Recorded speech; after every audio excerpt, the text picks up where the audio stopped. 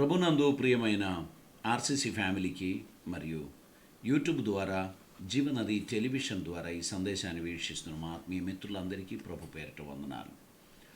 Lockdown కొనసాగిస్తూ ఉండగా మనం పరిశుద్ధ వాక్య పఠనాన్ని కంటిన్యూ చేస్తున్నాము. పరిశుద్ధుడైన దేవుని మహాకృపను బట్టి ఈ కాలములో మనల్ని అద్భుతంగా పరిపాలించుచున్న ఆయన దివ్య సాన్నిధ్యం కొరకై మన దేవునికి వందనాలు చెల్లిద్దాం. మీరును మీ కుటుంబ సభ్యులందరూ ప్రభునందు సంతోషిస్తున్నారని, ఈ కష్ట సమయంలో కూడా మీరు ఆదరణ కలిగి ఉన్నారని నేను ప్రభునందు విశ్వసిస్తున్నాను. ఈ దినమందు వాక్య ధ్యానం కొరకు ఏర్పరచబడిన వాక్య భాగం అపోస్తులైన పేతురు గారు సార్వత్రిక సంఘానికి రాసిన మొదటి పత్రిక 4వ అధ్యాయం 2వ వచనాన్ని మనం ఈ సమయంలో చదువుదాం. శరీర విషయంలో శ్రమపడిన వాడు శరీరమందు జీవించు మిగిలిన కాలము ఇక మీదట మనుజాశలను అనుసరించి నడుచుకొనక దేవుని ఇష్టానుసారంగానే నడుచుకొనున్నట్లు పాపముతో జోలి ఇక నేమియూ లేక యుండును. ఇక్కడ పరిశుద్ధ వాక్యంలో అపోస్తులైన పౌలు 4వ అధ్యాయం 1వ వచనంలో క్రీస్తు శరీరమందు శ్రమపడను గనుక మీరును అట్టి మనస్సును ఆయుధముగా ధరించుకొనుడి అని మొదటి వచనంలో చెప్పారు. యేసుక్రీస్తుని ఈ మనస్సు మనం కూడా కలిగి ఉండాలి. మనం పోయిన వారంలో నూతనమైన మనస్సు, దైవికమైన మనస్సు, క్రీస్తుని మనస్సు కలిగి మనం ఉండాల్సినటువంటి అవసరతను గురించి మనం ధ్యానించాలి. ఈరోజు మనం ధ్యానిస్తున్నప్పుడు మన ఈ జీవితం దేవుని వలన మనకు అనుగ్రహింపబడినది గనక దేవుని ఇష్టానుసారముగా మనము నడుచుకున్నట్లు మన జీవితాన్ని ప్రభుకు సమర్పించాలి అని ప్రభు మన గురించి తెలియపరుచుచున్నారు.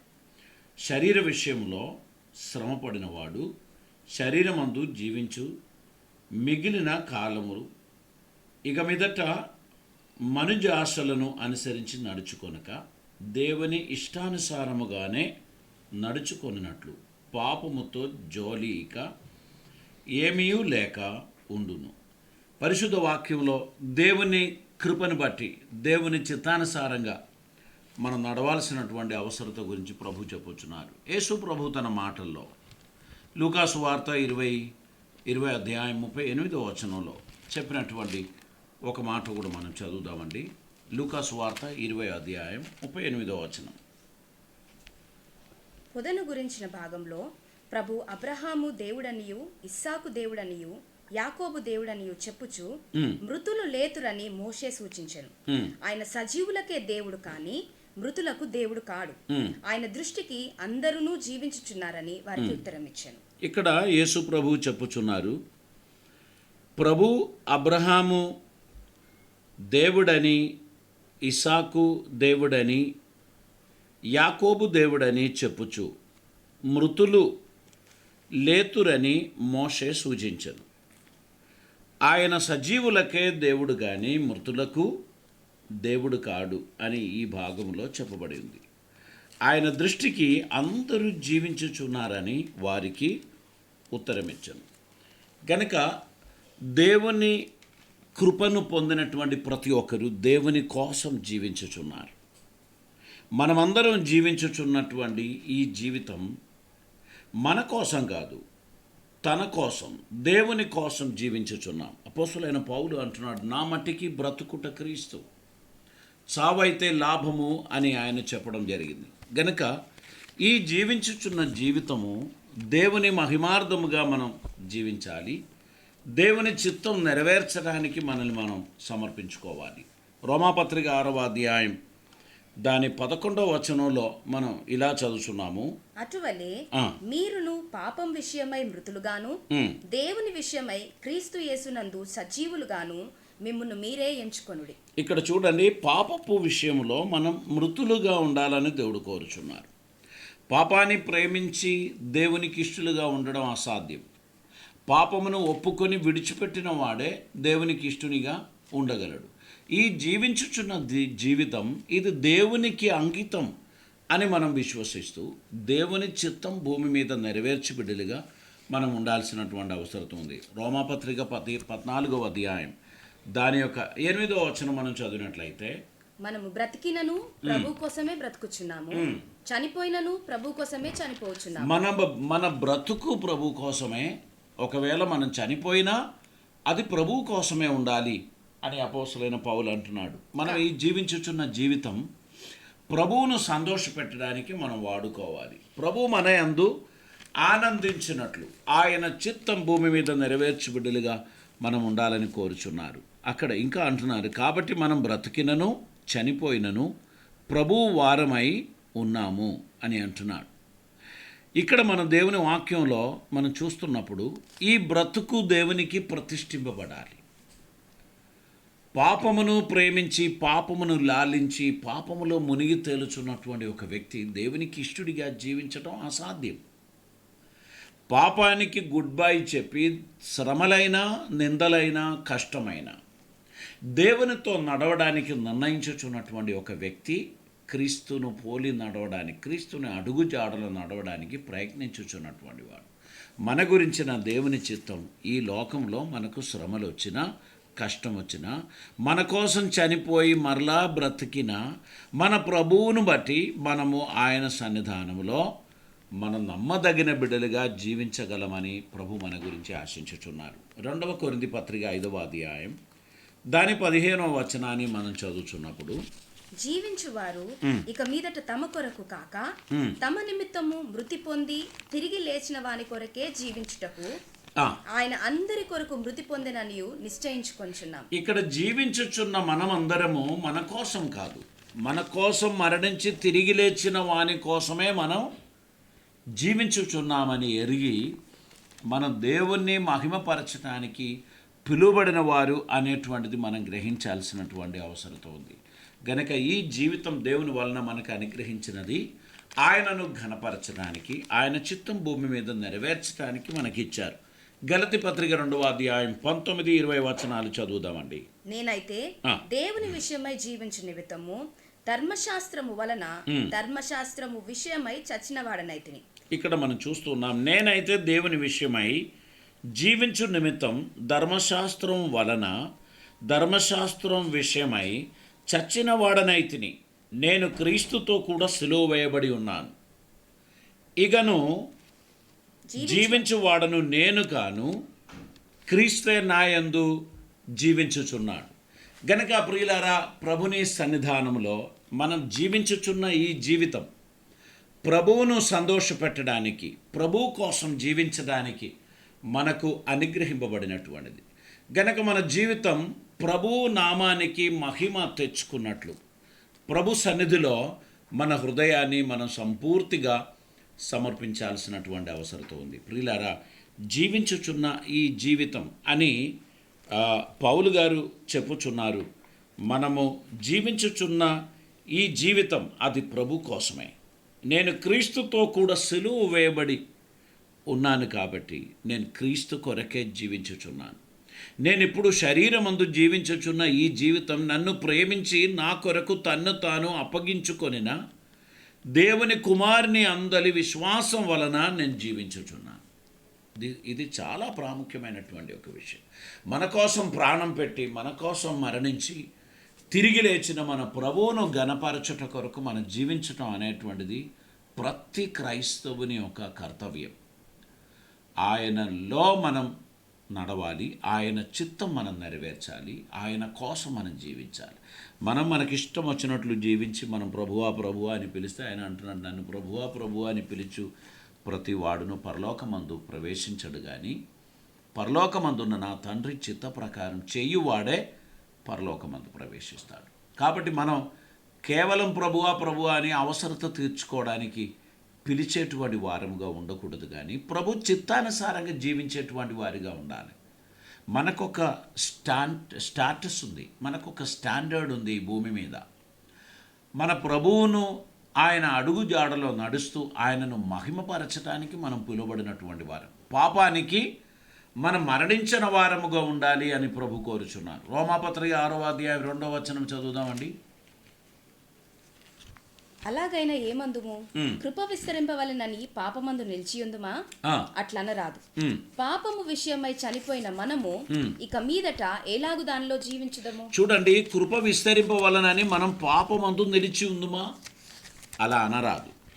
మనము పాపం విషయమై చనిపోయి మనము ఇక మీదట ఎలాగు దానిలో జీవించుదుము?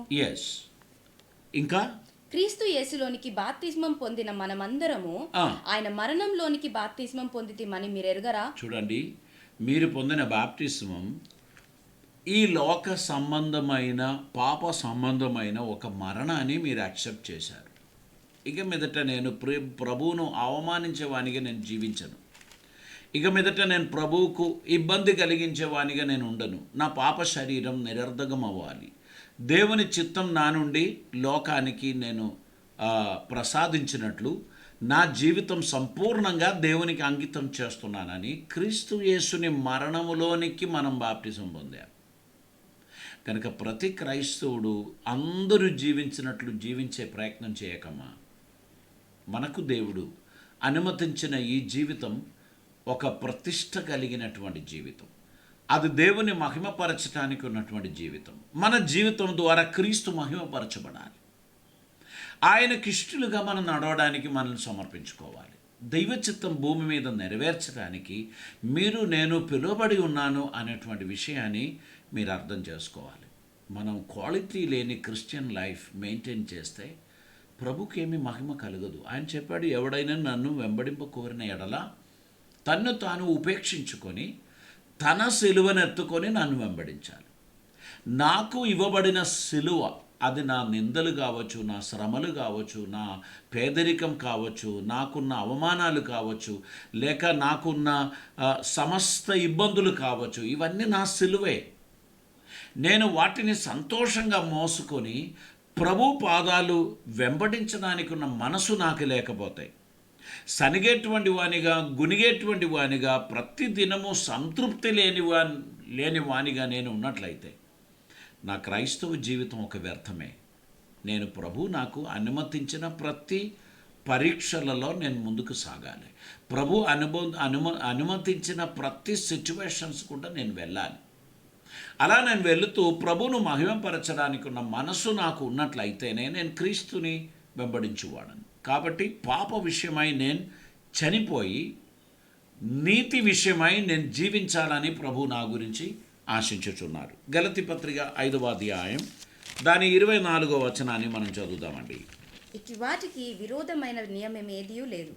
క్రీస్తు యేసు సంబంధులు శరీరమును దాని ఇచ్చలతోనూ దురాశలతోనూ సిలువ వేసి ఉన్నారు. యేసుక్రీస్తుని సంబంధులు శరీరమును దాని ఇచ్చలతోనూ దురాశలతోనూ సిలువ వేసి ఉన్నారు. మీరు అలా చేశారా? చేయలేదు అంటే ఇంకా మీరు పూర్తిగా క్రీస్తు సంబంధి కాలేదన్నమాట. నేను సగం దేవుడు సగం అనేటువంటి ఒక పాలసీ కొంతమందికి ఉంది. 50-50. అంటే నాకు ఇష్టం వచ్చినట్లు 50%, దేవునికి ఇష్టం వచ్చినట్లు 50%. దేవునికి ఇష్టం వచ్చినట్లు ఆ 50% నేను ఎప్పుడు మెయింటైన్ చేస్తానని నాకు కష్టం వచ్చినప్పుడు, నాకు మంచిగా ఉన్నప్పుడు నాకు ఇష్టం వచ్చినట్లే నేను నడుస్తాను. అప్పుడు దేవునికి చెప్తాడు, నీ 50 కాదు, ఇది నా 50. అట్లాంటిది ఏమైనా ఉందా మీ జీవితంలో? కొంచెం మార్పు కలుగ చేసుకోండి. మీ గురించి మీ తండ్రి సంతోషించినట్లు ఒక నిజమైన సమర్పణ మీ జీవితంలో అవసరం. నేను జీవించుచున్న ఈ జీవితం ప్రభు మహిమ కోసమే. ఆయన నా జీవితంలో అనుగ్రహించిన సమస్తమును బట్టి నేను దేవునికి వందనాలు చెల్లిస్తున్నాను. ఈ జీవితం నాకు ప్రభు వలన అనుగ్రహింపబడినటువంటిది. గనుక క్రీస్తు యేసు సంబంధులు శరీరమును దాని ఇచ్చలతోనూ దురాశలతోనూ సిలువ వేసి ఉన్నారు అనేటువంటిది మన శరీరంతో చెప్పాలి. నీకంత స్వేచ్ఛ లేదు సుమి. నీవు సిలువ వేయబడిన వాడు. నిన్ను ప్రభువు కోసం అంకితం చేశాను. ఇక్కడ జీవించువాడు ప్రభువే. గనుక నీవు సమర్పణ కలిగి నాలో నివసించవలసినదే అని మన శరీరముతో చెప్పడానికి మనం ప్రయత్నం చేయాలి. కొలొస్సీ పత్రిక 3వ అధ్యాయం 3వ వచనాన్ని మనం చదువుదామండి. ఇక్కడ మనం చదువుతున్నాం, భూ సంబంధమైన వాటి మీద మనసు పెట్టుకొనకూడదు. ఏలయనగా మీరు మృతి పొందితిరి, మీ జీవము క్రీస్తుతో కూడా దేవుని యందు దాచబడి ఉన్నది. కాబట్టి మీరు పైనున్న వాటి మీదనే కానీ భూ సంబంధమైన వాటి మీద మనసు పెట్టుకోవాలి. మనం మృతి పొందే మీరు ఎవరైనా ఒప్పుకుంటారా? మనము ఆల్రెడీ చనిపోయాం. దేనికి? పాప విషయమై. పాప విషయమై చనిపోయిన మనలని ఇంకా అందులో ఉంచకూడదని బాప్టిస్మం ద్వారా క్రీస్తు సమాధితో ఏకీభవించాం మనం. ఇప్పుడు మనం ఒక నూతనమైన జీవితం కొనసాగించాలనే ప్రభు ఆశిస్తున్నాం. ఇంకా ప్రాచీన స్వభావం పెట్టుకొని, ఇంకా ప్రాచీనమైన అలవాట్లు మెయింటైన్ చేసుకొని క్రీస్తు సాక్షిగా ఉండడం మీ వలన కాదు. అబద్ధం ఆడడం, గొడవ చేయడం, బూతులు పలకడం, కొట్లాడడం, అందరూ చేసేవన్నీ మీరు చేస్తే మీరు క్రైస్తవుడు కానే కాదు. ఎవరైనా మీ స్నేహితులు ప్రభు నమ్మని వారి మాట విన్నారనుకోండి, మిమ్మల్ని నిలదీస్తారు. కాబట్టి కాస్త జాగ్రత్తగా దేవుని సన్నిధిలో వినయముతో, తగ్గింపుతో జీవించడానికి ఉన్నటువంటి ప్రయత్నం చేయండి. ప్రభువును సంతోషపెట్టు బిడ్డలుగా మనం ఉండాలి. మీ జీవము క్రీస్తుతో కూడా దేవుని యందు దాచబడి ఉన్నది గనుక మనకు జీవమై ఉన్న క్రీస్తు ప్రత్యక్షమైనప్పుడు మీరును ఆయనతో కూడా మహిమయందు ప్రత్యక్షపరచబడుదురు. మనకున్నటువంటి గొప్ప నిరీక్షణ ఏంటంటే ఈ రోగముతో కూడిన శరీరం, ఈ వైరస్ అండేటువంటి శరీరం ఇది పర్మనెంట్ కాదు, ఇది తాత్కాలికం. మనం నివసించడానికి దేవుడు మనకి ఇచ్చినటువంటి ఒక నివాస గృహమే మన శరీరం. ఇది అల్టిమేట్ కాదు, దీనికోసం కాదు మనం జీవించేది. ఇది కొంతకాలం. ఈరోజు మిమ్మల్ని మీరు చూడండి, మీరు పరిగెడుతూ పనులు చేస్తూ హుషారుగా జీవించినటువంటి మీ జీవితం కాస్త స్లో అయింది కదా. తల వెంట్రుకలు నరిచింది, మోకాలకు నొప్పి వచ్చేసింది, నడుమునకు నొప్పి వచ్చేసింది. మీరు అనుకున్నట్లు అంత స్వేచ్ఛగా, అంత ఫాస్ట్గా మీరు వెళ్ళలేని సిచ్యువేషన్ వచ్చింది. దాని అర్థం ఏంటి? మీ నివాస గృహము దేవుడు అనుగ్రహించినది తాత్కాలికమైన గృహం, ఇది శాశ్వతమైనది కాదు. మనము మన ప్రయాణాన్ని ముందుకు కొనసాగిస్తున్నాం. ఎప్పుడు దాకా? ఆయన వచ్చు వరకు.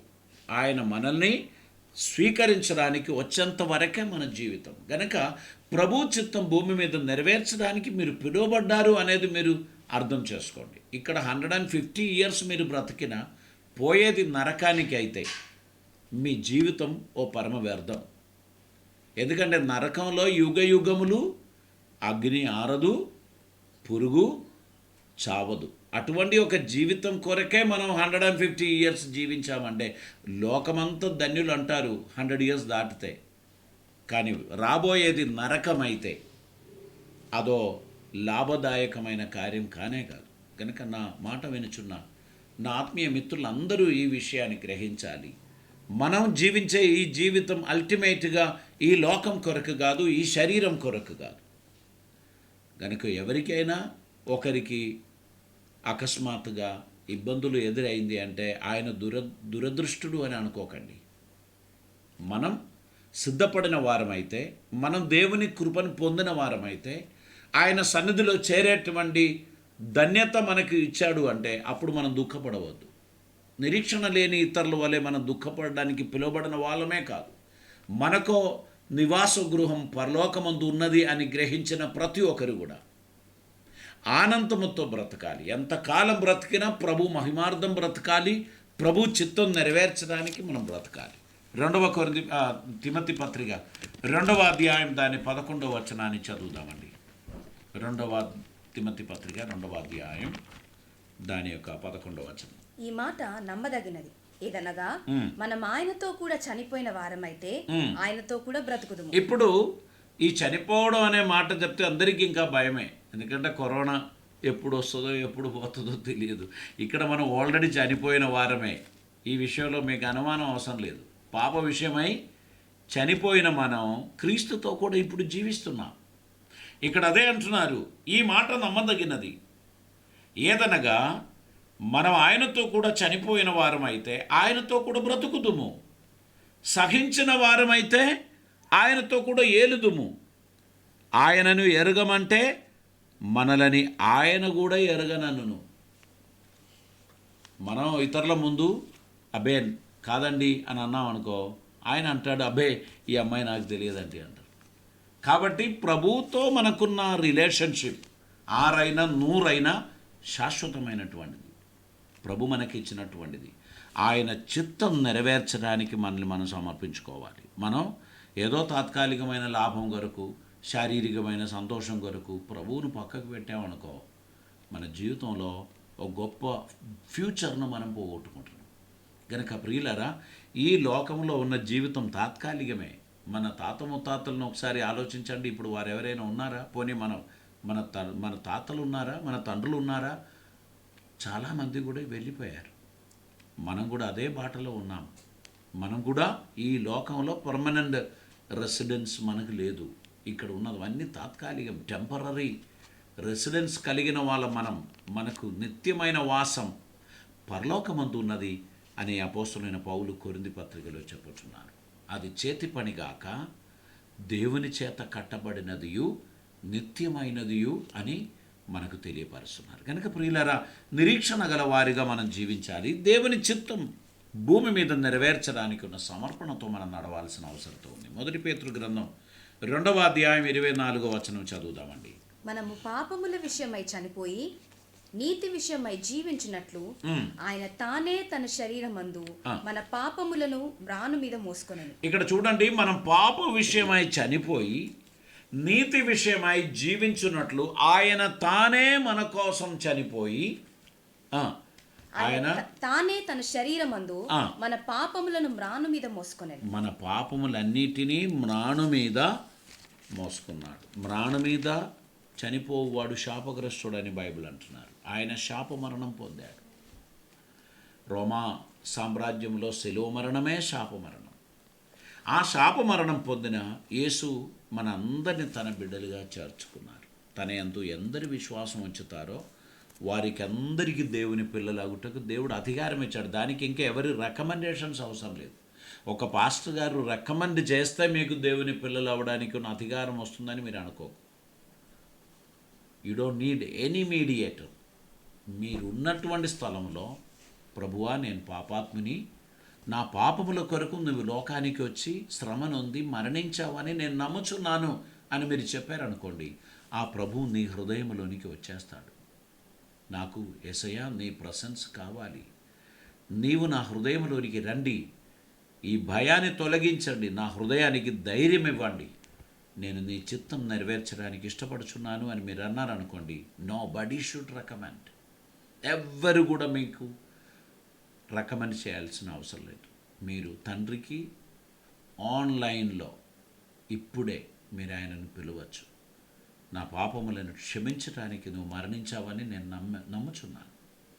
నా పాపాలు కూడా నీ రక్తంలో కడిగివేయండి. ఈ లోకంలో నీ సాక్షిగా జీవించాలని నాకు ఆశ ఉంది ప్రభువా అని మీరు తెలియపరిచారనుకోండి, మీ పాపం ఎంత ఎరుపైనటువంటిదైనా దాన్ని హిమము వలె ఆయన మారుస్తాడు, మంచు వలె ఆయన దాన్ని మారుస్తాడు. కనుక ప్రభు సన్నిధానంలో మీ పాపములను ఒప్పుకొని ప్రభుని అంగీకరించుచున్న ప్రతి ఒక్కరి కోసం ఆయన సంపూర్ణముగా సమర్పించుకున్నాడు అనే సత్యాన్ని మీరు అర్థం చేసుకోవాలి. ఇంకా మనం చేయవలసింది ఏంటంటే 1 పేతురు 4వ అధ్యాయం 2వ వచనం మరొకసారి మనం చదువుదాం. శరీర విషయంలో శ్రమపడిన వాడు శరీరమందు జీవించు మిగిలిన కాలము ఇక మీదట మనుజాశలను అనుసరించి నడుచుకొనక దేవుని ఇష్టానుసారంగానే నడుచుకొనున్నట్లు పాపముతో జోలి ఇక నేమియు లేక ఉండును. ఇక్కడ పరిశుద్ధ వాక్యం అంటున్నారు, దేవుని చిత్తానుసారంగా మనం నడవడం. 40వ కీర్తన 8వ వచనం చదువుదామండి. నా దేవా నీ చిత్తం నెరవేర్చుట నాకు సంతోషం. నా దేవా నీ చిత్తం నెరవేర్చుట నాకు సంతోషము. నీ ధర్మశాస్త్రము నా ఆంతర్యములోనున్నది. ఇక్కడ దేవునికి భక్తుడు చెప్పుచున్నాడు, మీ చిత్తం నెరవేర్చుట ఎందు నేను సంతోషిస్తున్నాను. నాకు నీ ధర్మశాస్త్రం అది నా ఆంతర్యములో ఉంది. నా హృదయములో నీ ధర్మశాస్త్రమును, నీ ఉపదేశములను నేను స్థిరపరచాను అని అంటున్నాడు. 143వ కీర్తన 10వ వచనం. నీవే నా దేవుడవు, నీ చిత్తానుసారంగా ప్రవర్తించుటకు నాకు నేర్పుము. నీవే నా దేవుడవు, నీ చిత్తానుసారంగా ప్రవర్తించుటకు నాకు నేర్పుము. దయగల నీ ఆత్మ ఆ. సమభూమి గల ప్రదేశమందు నన్ను నడిపించునుగాక. ఒక భక్తుడు దేవుని సన్నిధిలో చేయుచున్న ప్రార్థన ఇది. దేవా, నీవే నా దేవుడవు, ఇప్పుడు నీ చిత్తం ఏంటో నాకు తెలియదు, కాబట్టి నీ చిత్తానుసారముగా ప్రవర్తించుటకు నాకు నేర్పండి. దయగల నీ ఆత్మ సమభూమి గల ప్రదేశమందు నన్ను నడిపించునుగాక. యెహోవా, నీ నామమును బట్టి నన్ను బ్రతికింపు. నీ నీతిని బట్టి నా ప్రాణమును శ్రమలో నుండి తప్పించుము. నేను నీ సేవకుడను, నీ కృపను బట్టి నా శత్రువులను సంహరింపు. ఇక్కడ దేవుని సన్నిధిలో కీర్తనకారుడు అంటున్నాడు, ప్రభువా, నేను నీ నామమును బట్టి బ్రతికినట్లు నన్ను బ్రతికింపు. నీతిని బట్టి నా ప్రాణమును శ్రమలో నుండి తప్పించండి. మీరు చేయుచున్న ప్రార్థన ఆలకించు దేవుడు సజీవుడై ఉన్నాడు. మీరు ఏ క్షణమైనా ఆయనకు మొరపెట్టవచ్చు, ఏ క్షణమైనా ఆయనను పిలవచ్చు. మీరు అడుగుచున్న వెంటనే ఆయన మీకు సహాయం అందిస్తాడు. గనక ప్రభు చిత్తం భూమి మీద నెరవేర్చడానికి మీరు పిలువబడినారు అని గ్రహించే కొలది ఆసక్తిగా ప్రభు నామానికి మీరు మహిమ కలుగజేయాలని ప్రభు కోరుచున్నారు. ప్రియులారా, ఆయన మీ జీవితం ఎంతో ఆనందభరితంగా మార్చడానికి ఇష్టపడుచున్నాడు. అయితే మీరు చేయవలసినది ఆయన చిత్తానుసారంగా ప్రార్థించటం నేర్పు ప్రభువా అని మీరు ప్రార్థించాలి. ఆయన చిత్తానుసారంగా నడవడానికి మీరు ప్రయత్నం చేయడం కూడా అవసరమై ఉంది. మత్తయి సువార్త 6వ అధ్యాయం 10వ వచనంలో యేసు ప్రభువారు నేర్పించుచున్నటువంటి మాటలు మనం ఇక్కడ చూస్తున్నాం. 6వ అధ్యాయం దాని 10వ వచనం. కాబట్టి మీరు ఇలాగు ప్రార్థన చేయుడి. పరలోకమందున మా తండ్రి, నీ నామం పరిశుద్ధపరచబడును గాక, నీ రాజ్యం వచ్చుగాక, నీ చిత్తము పరలోకమందు నెరవేర్చినట్లు భూమి అందును నెరవేరును గాక. ఇది మనం దేవుణ్ణి అడగవలసిన ప్రార్థన. ప్రభువా, నీ చిత్తం భూమి మీద పరలోకమందు నెరవేరినట్లు భూమి అందును నెరవేరును గాక. అంటే ఇప్పుడు ఆస్ట్రేలియాలో నీ చిత్తం నెరవేరాలని మనం ప్రార్థన చేసి లాభం ఏం లేదు. ప్రభువా, నీ చిత్తం పరలోకమందు నెరవేరినట్లు నా జీవితంలో కూడా నెరవేరునుగాక. అదే భూమి అందును అంటే నేనే, నా జీవితంలో అది నెరవేరునుగాక. నీవేదైతే ఇష్టపడుచున్నావో అది చేయడానికి నాకు మనసు దయచేయండి అని ప్రార్థన చేయాలి. కొంతమంది పిల్లలు తల్లిదండ్రులకు చెప్తారు, ఇది నా జీవితం, నా ఇష్టం, ఎవ్వరు ఇంటర్ఫియర్ కావద్దు, ఎవ్వరి బలవంతం అక్కర్లేదు, నా డిసిషన్ నేను తీసుకుంటా, నేను ఇంతవరకు చదువుకున్నా, ఇన్ని సంవత్సరాలు పెరిగినా నాకు తెలుసు నేనేం డిసిషన్ తీసుకోవాలో, మీరెవరు కూడా నా జోలికి రావద్దు అని చెప్తారు.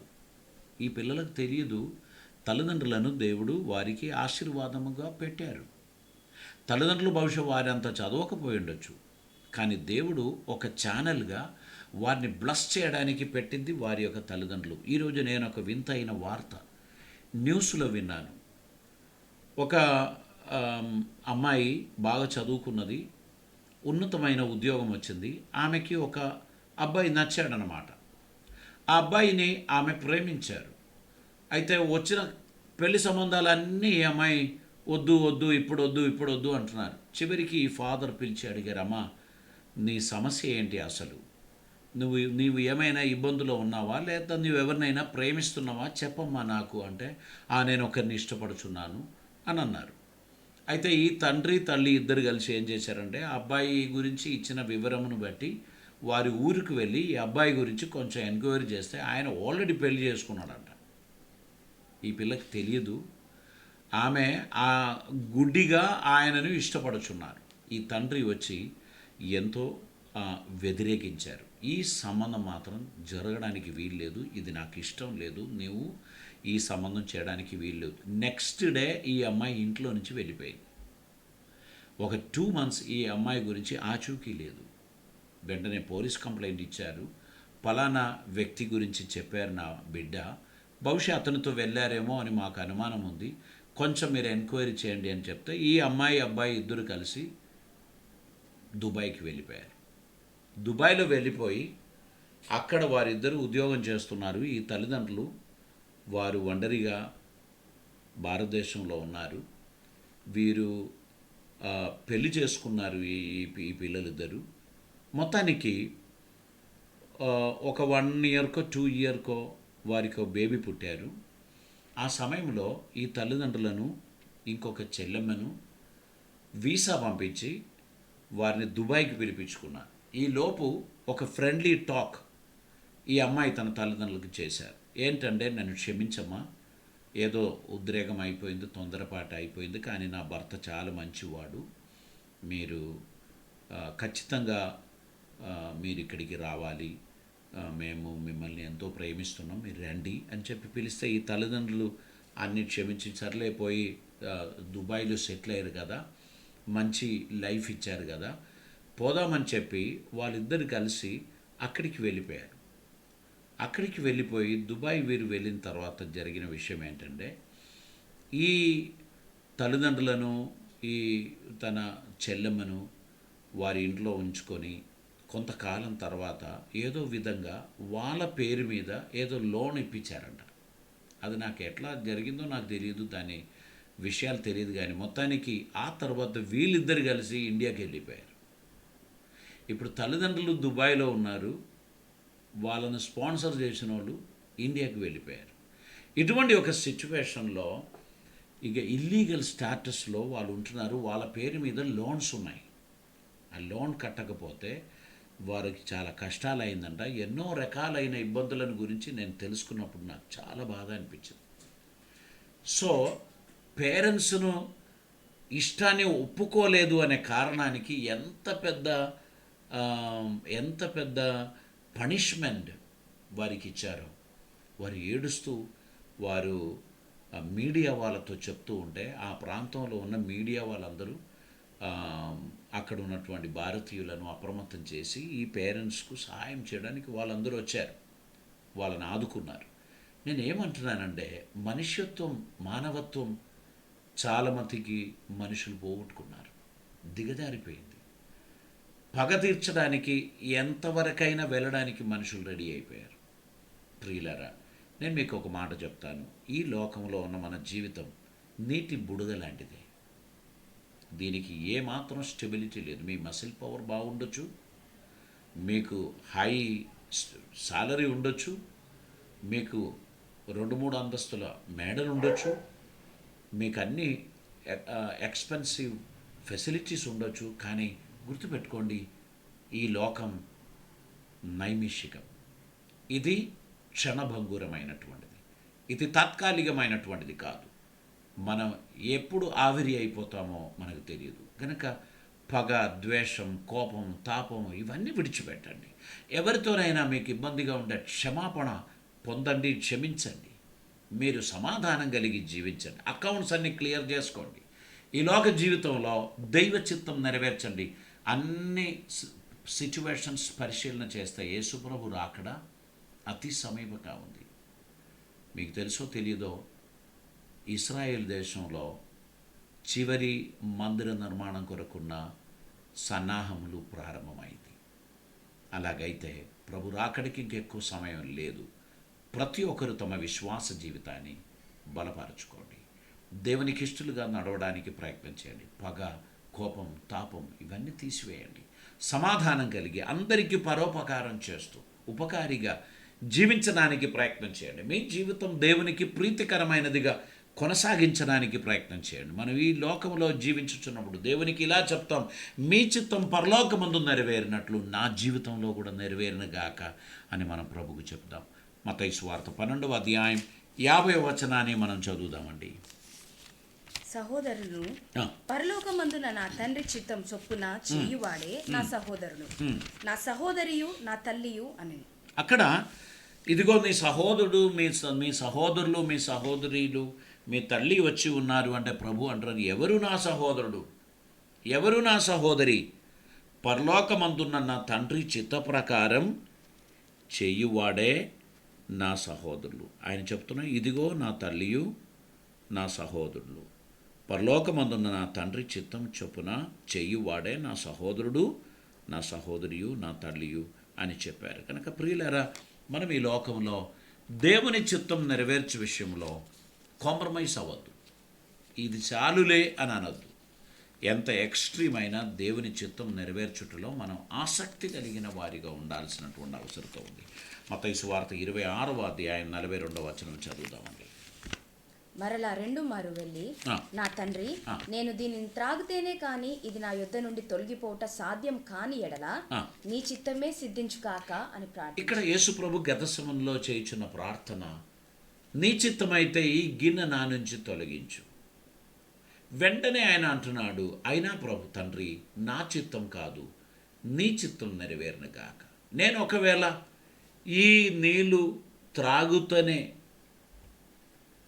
అది నీ చిత్తం అయితే నాకు శక్తినిమ్ము, నీ చిత్తమే నెరవేరును గాక అని ప్రభు తెలియపరిచినట్లు మనం చూస్తున్నాం. కనుక ప్రియులారా, మనమందరము దేవుని చిత్తం నెరవేర్చుట కొరకు ఇంపార్టెన్స్ ఇవ్వాలి, ప్రయారిటీ ఇవ్వాలి.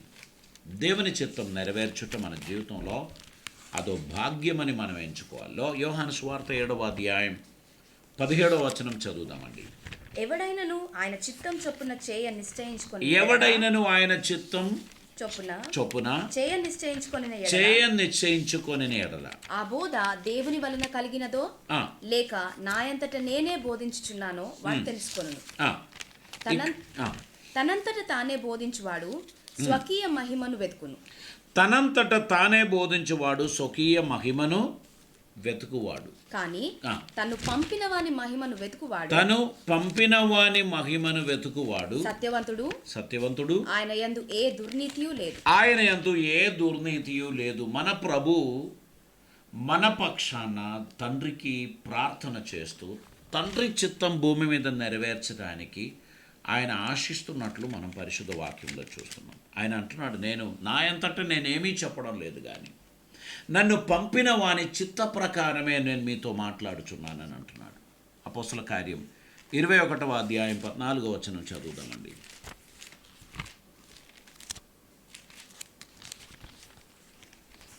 అతడు ఒప్పుకొన్నందున మేము ప్రభువు చిత్తం జరుగునుగాక అని ఊరుకుంటున్నాం. ఇక్కడ దేవుని చిత్తం నెరవేరాలని సంయమనం పాటిస్తున్నాడు.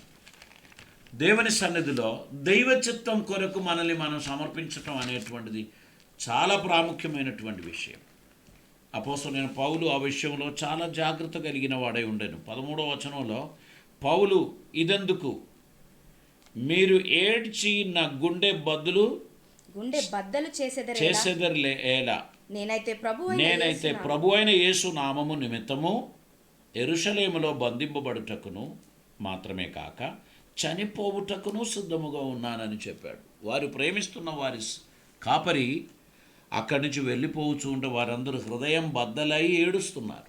అంటున్నారు, మీరెందుకు ఏడుస్తున్నారు? నా జీవితంలో దేవుడు తన చిత్తం నెరవేర్చడానికి ఇష్టపడినట్లయితే నేను వాటిని మనస్ఫూర్తిగా ఒప్పుకున్నాను. అతడు ఒప్పుకున్నందున మేము ప్రభు చిత్తం జరుగునుగాక అని ఊరకొంటిమి. అక్కడ వారందరూ కూడా ఏమన్నారు? ఇది నిజంగా దేవుని చిత్తం అయితే ఇక అది నెరవేరునుగాక. నాకు కొంతమంది సేవకులు ఉన్నారు. ఈ తెలంగాణ రాష్ట్రంలోని దాదాపు పాత జిల్లాలు 5 జిల్లాలలో నా తోటి సేవకులు పరిచయం చేస్తున్నారు. ఒకనాడు ఒక దైవజనుడు నా దగ్గరికి వచ్చాడు. నాతో కలిసి పనిచేస్తున్న వ్యక్తి చెప్పాడు, పాస్టర్ గారు, దేవుడు నాతో చెప్పాడు సొంతమైన పరిచయం చేయాలని ప్రభు అంటున్నారు అని అంటే, నేను చెప్పిన, నిజంగా దేవుడు చెప్పాడు బ్రదర్, ఎందుకంటే మన సేవకులు అందరిలో నువ్వంటే నాకు ఎంతో ఇష్టం.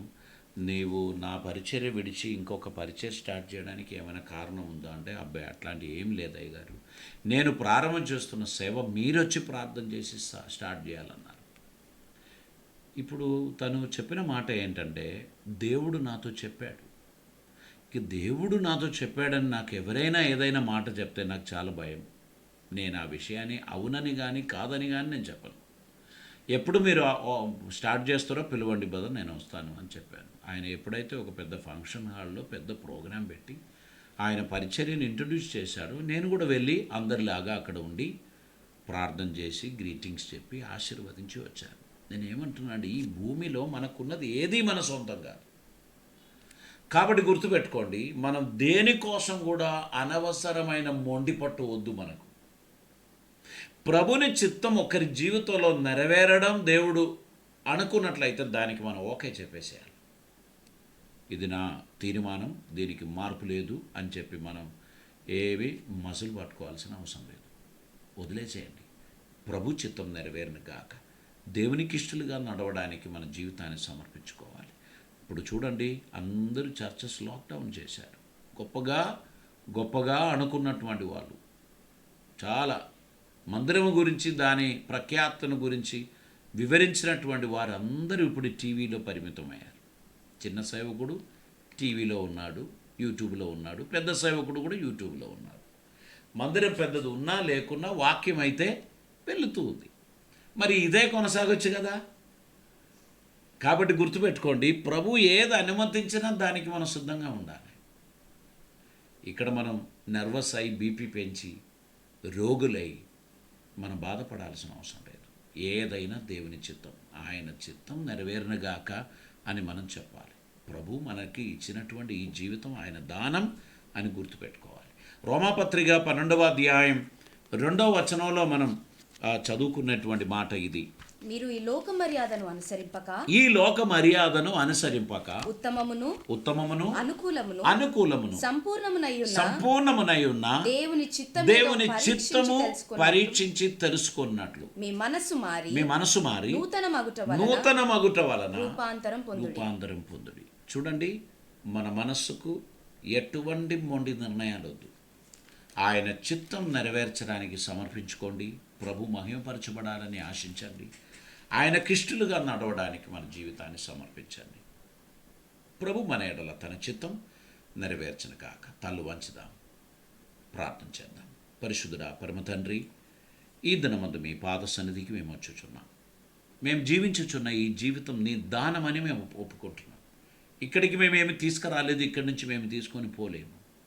ప్రభువా, ఈ జీవితం పాపమునకు వీడుకోలు పలికి దేవుణ్ణి హత్తుకొని ఆయన వాక్యానుసారంగా నడవడానికి మాకు ఇవ్వబడినది అని మేము ఒప్పుకుంటున్నాం. ఇక్కడ మీ చిత్తం నెరవేర్చుటయే మా లక్ష్యం.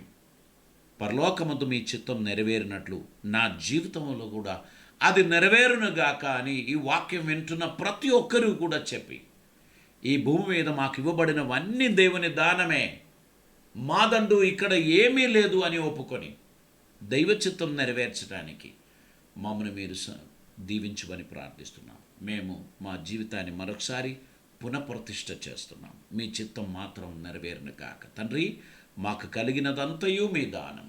మీ చిత్తమునకు లోబడి మేము నడవడానికి కృప చూపమని, ఆదరణ దయచేయమని, ప్రతి ఒక్కరిని ఆశీర్వదించమని, అందరి ఎడల క్షేమము, సమాధానము, దీవెనలు, ధారాళమైన కృపలను అనుగ్రహించి మమ్మల్ని నడిపించి నువ్వు మహిమ పొందమని, ధారాళమైన ఆశీర్వాదములతో మమ్మల్ని నువ్వు నడిపించమని, కృప చూపమని యేసయ్య పవిత్ర నామమున అడిగి ప్రార్థిస్తూ ఉంటున్నాం పరమ తండ్రి. ఆమేన్. ఈ సందేశం మీ జీవితంలో ప్రయోజనకరమైందంటే మాకు తెలియపరచండి. మా చిరునామా Jeevanadi revival Christian centre, NIT post, Warangal 4, Telangana state. ఈ వాక్యము మీ జీవితంలో ఆశీర్వాదంగా మీరు నమ్ముచున్నట్లయితే మీ ఫ్రెండ్స్కు దీన్ని షేర్ చేయండి. ఈ ఛానల్ను సబ్స్క్రైబ్ చేయండి. యూట్యూబ్లో మీరు ఛానల్ సబ్స్క్రైబ్ చేసి బెల్ బటన్ ప్రెస్ చేయండి. మీ వలన మీ ఫ్యామిలీస్, మీ ఫ్రెండ్స్ అందరూ ఆశీర్వదింపబడను గాక. రానున్న రోజుల్లో దేవుడు తన కృప మనకు అనుగ్రహించిన గాక. రేపు సాయంత్రం ఇదే సమయం మరలా ఈ వాక్యాన్ని వీక్షిస్తాం. ప్రభు మనల్ని దీవించిన గాక. God bless you.